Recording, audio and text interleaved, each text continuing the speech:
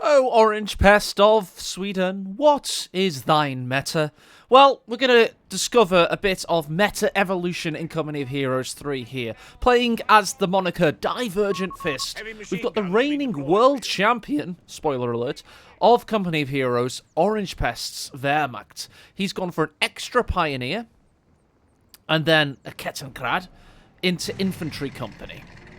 He's up against top 20 worldwide player from Quebec, Canada, or somewhere like that.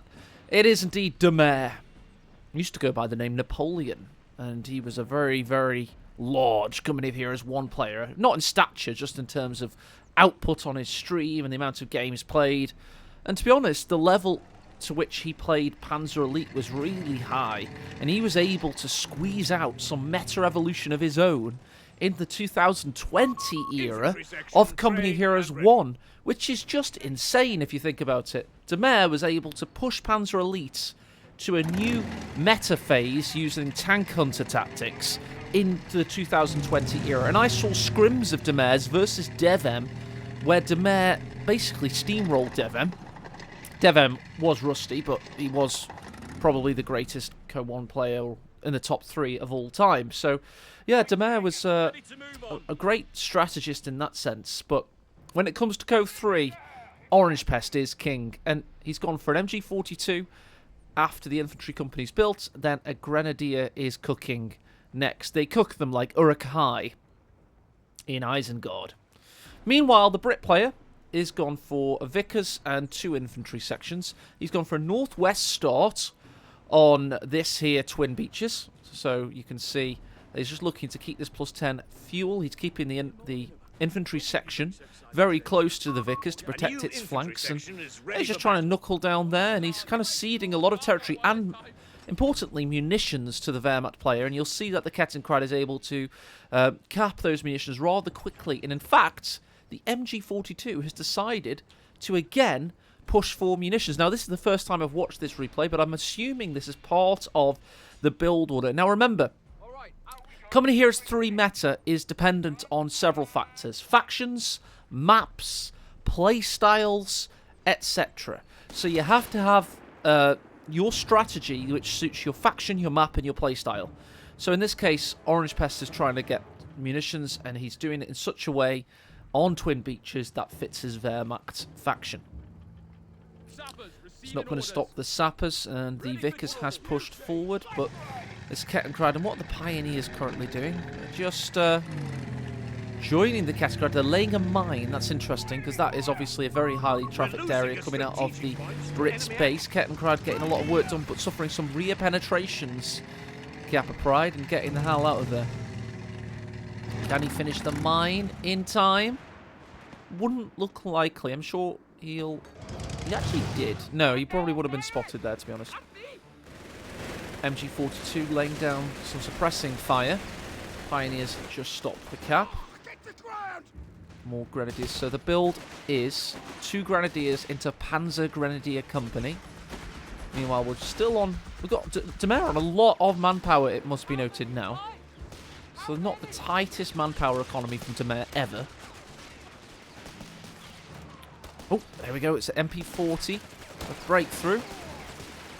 So nothing too... Ah, that's interesting from Dumais. He's gone for the mortar, the heavy mortar. A strategic point is being overrun. And yeah, he's doing all kinds of damage with these Grenadiers now. Vickers is facing them, but he's exposing his rear. And the Kettenkrad goes into the cutoff yet again. Here comes... I tell you, is it going to upgrade the Polston? Yes, it is indeed. That could be a lot of damage coming in. The Polston, which is nearly free if you just pay... If you think about it as paying for the mortar. Kettenkrad comes in for a block. He blocks it. Keeps the Grenadier alive, possibly there. And Kettenkrad's able to get away. What a move. Losing a victory point. Polston left with his dick in his hand and nothing to show for it. How are you enjoying AE Unleashed, by the way? No longer organising tournaments, just making YouTube content.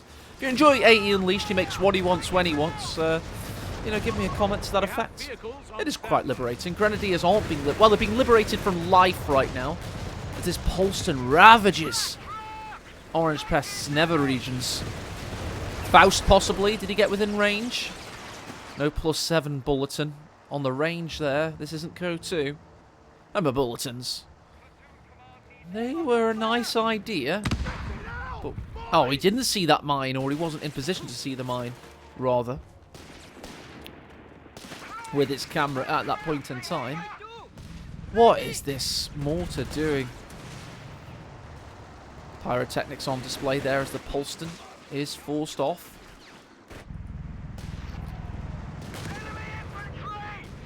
Going to do a lot of damage to the Pioneers on repeat. Let's check out the north. So, yeah, it's now Orangepest's turn to float manpower. He's obviously incurred a lot of losses, and he's continuing to do so. He's 10-5 in KD at the moment. And there's the job done. And he merges into it on retreat, which is obviously an MLG move. One of the many acronyms associated with esports. Just so glad that ESL isn't synonymous. What happened to a GC? Why can't we call it a GCS move? Let's call it a GCS move. If everyone remembers the GCS 2 tournament in 2018, arguably the zenith of CoH2 play.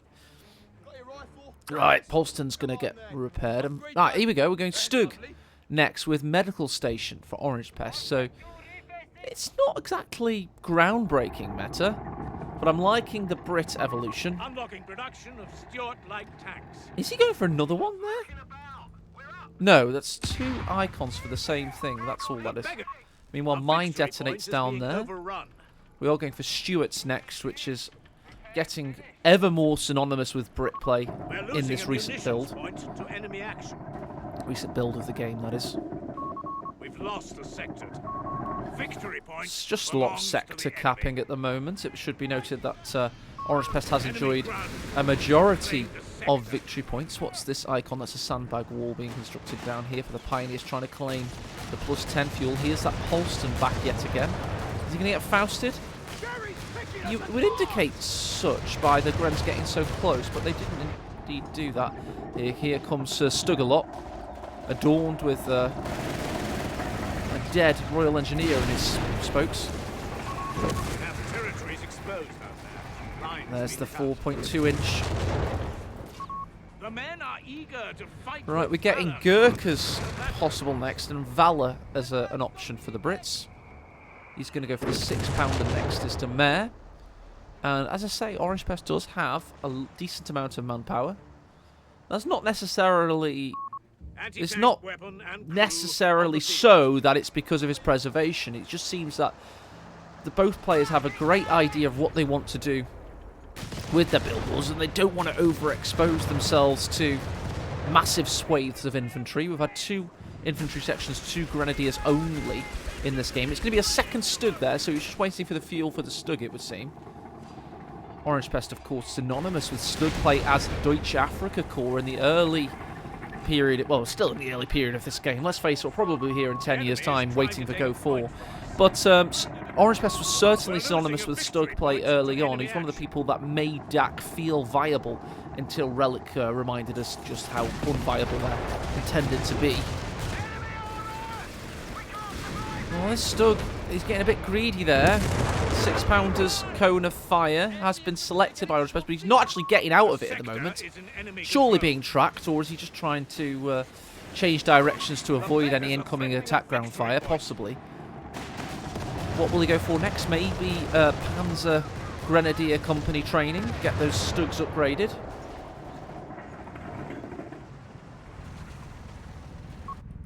In the north, we've got Kettenkrad in cloak mode, just being a nuisance.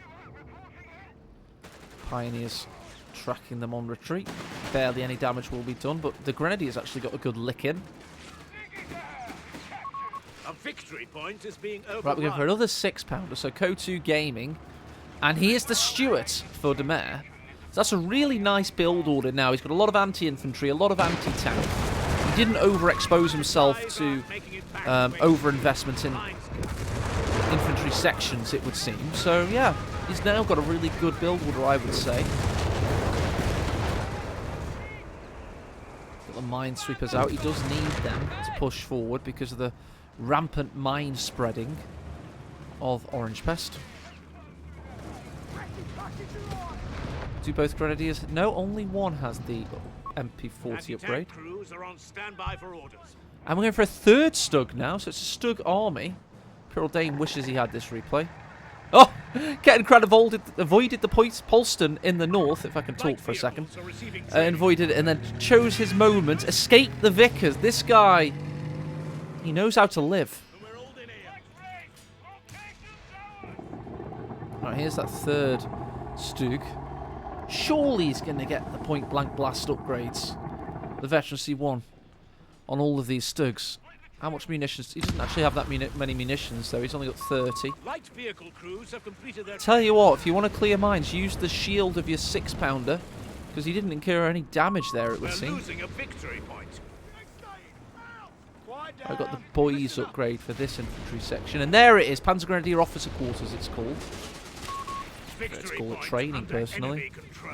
Stug's yet to foray into combat quite yet, but here he goes. First shot of his game. Meanwhile, in the north, got Vickers pushing out, but Kettencrad being a nuisance yet again. Infantry's found one of the 6-pounders out.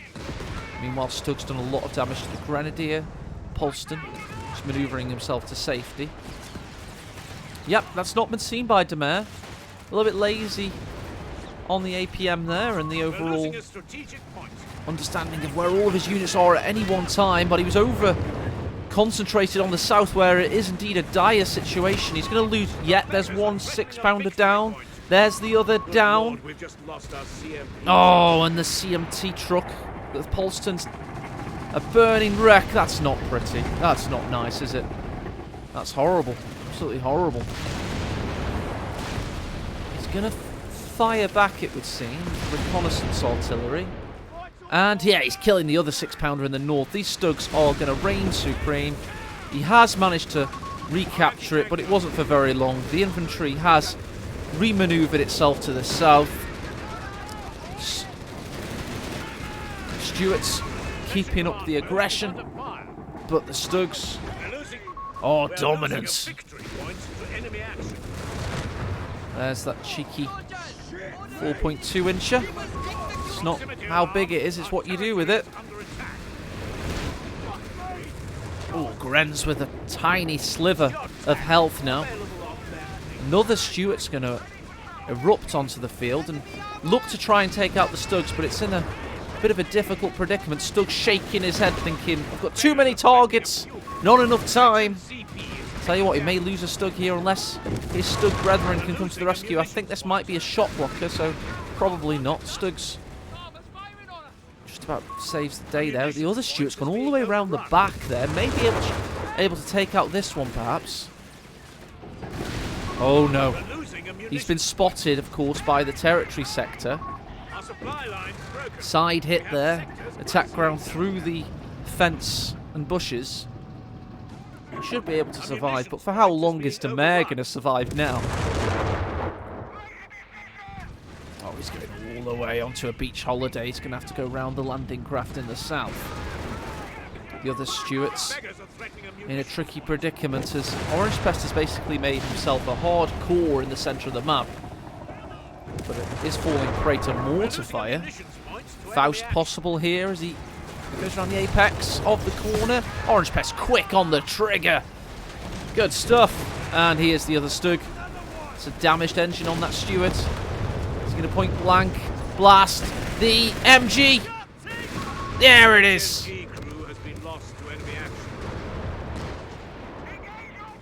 Oh, he wants trying to get away. Any mines on retreat? Doesn't look likely. Oh, there could be another point blank blast here. Yep, and he sees it and gets away.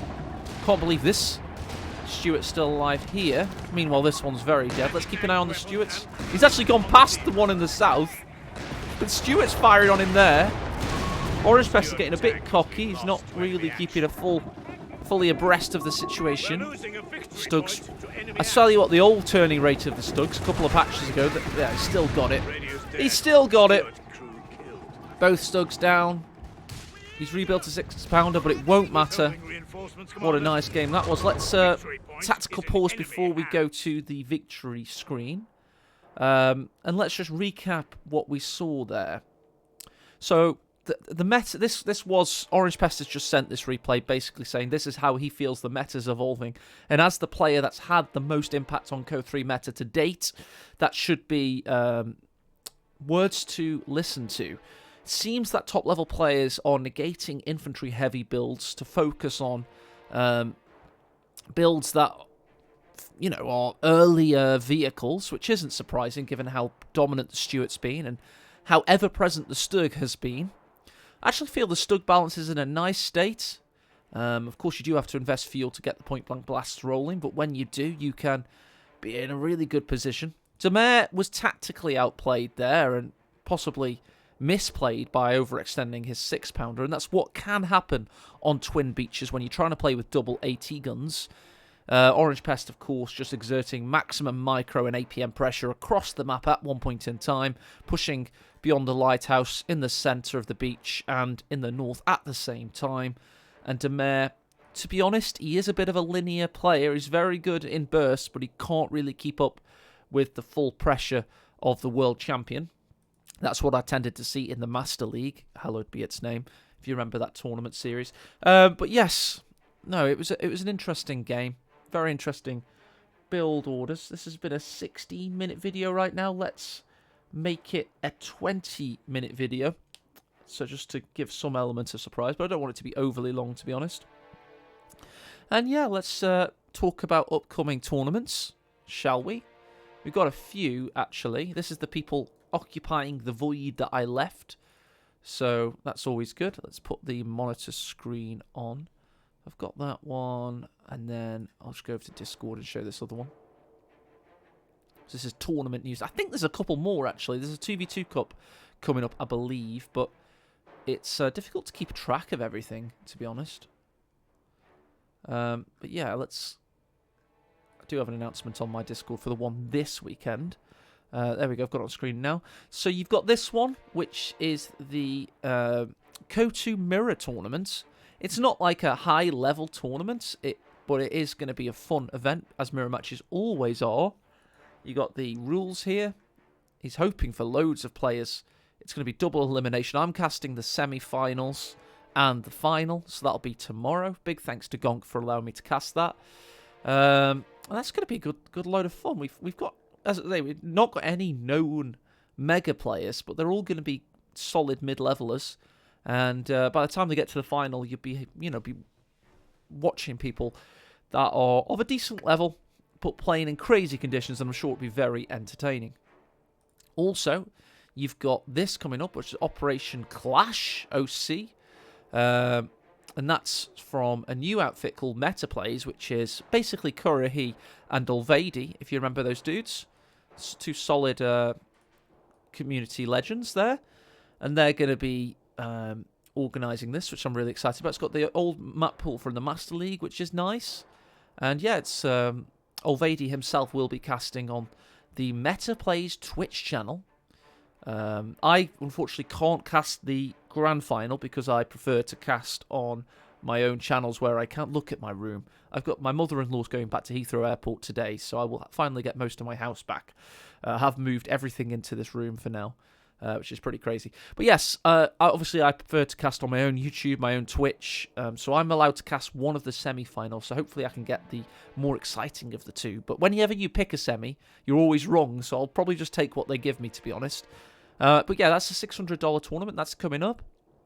And yeah, of course, I'll keep my ear to the ground for any other tournaments and always offer my services if you are organising a tournament. Doesn't matter how high the level is, doesn't matter what format it is, doesn't matter if it's CoH1, CoH2, CoH3. I am here to offer my casting services.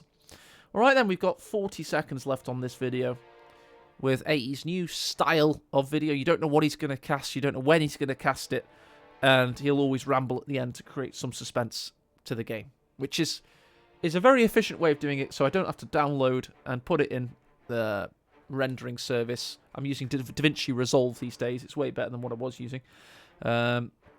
Big shout out to Ipkai Fung for recommending that. Yeah, we've got 10 more seconds, and what will we do with them? What will we do with those 10 seconds? Well, all I'll do is say I want you to have a fantastic rest of your weekend. I hope it's an absolute blinder. Cheers.